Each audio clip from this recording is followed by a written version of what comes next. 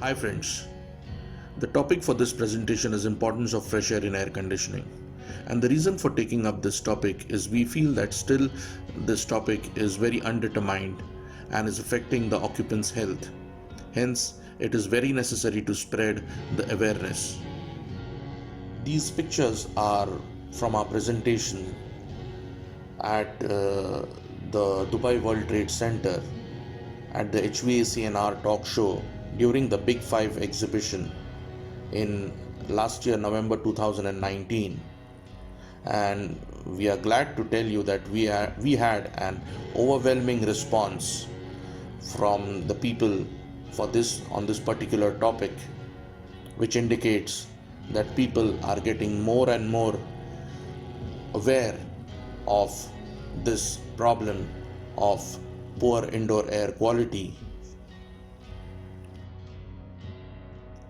Friends, I would like to ask you a question here. Are you suffering from any of these sicknesses or disorders like throat irritation, breathing difficulties, tightness in the chest, runny nose, allergy like symptoms such as sneezing, burning sensation in the nose, dry, itchy skin, rashes, headaches, dizziness, difficulty in concentrating, forgetfulness, fatigue, irritability, nausea, body ache, fever, chills? Right?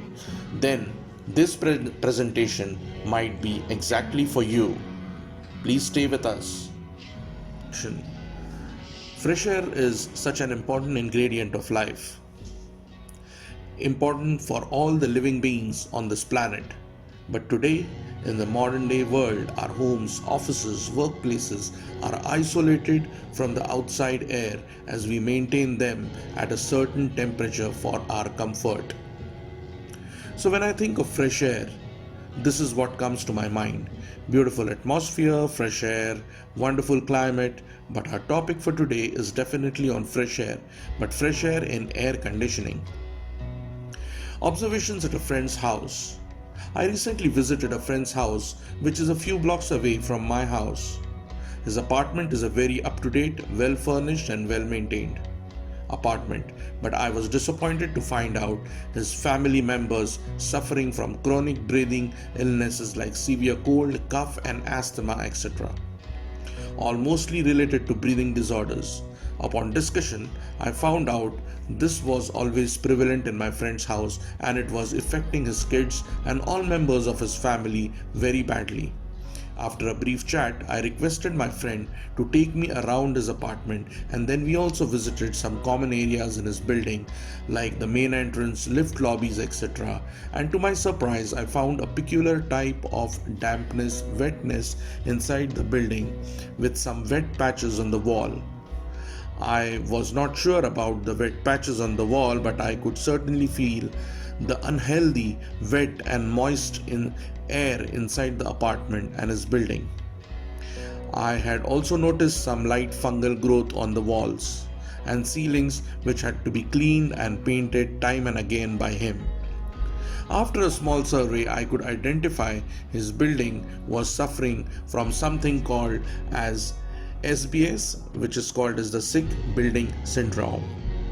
Effects of poor indoor air quality in the buildings. Poorly ventilated building causes SBS or sick building syndrome. Sick building syndrome, SBS, as per Wikipedia, is a medical condition where people in a building suffer from symptoms of illnesses or feel unwell for no apparent reasons.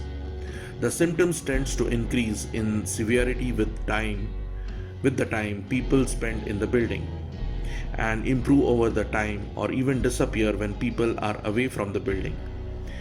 The main identifying observation is an increased incidence of complaints of symptoms such as headache, eye, nose and throat irritations, fatigue and dizziness and nausea.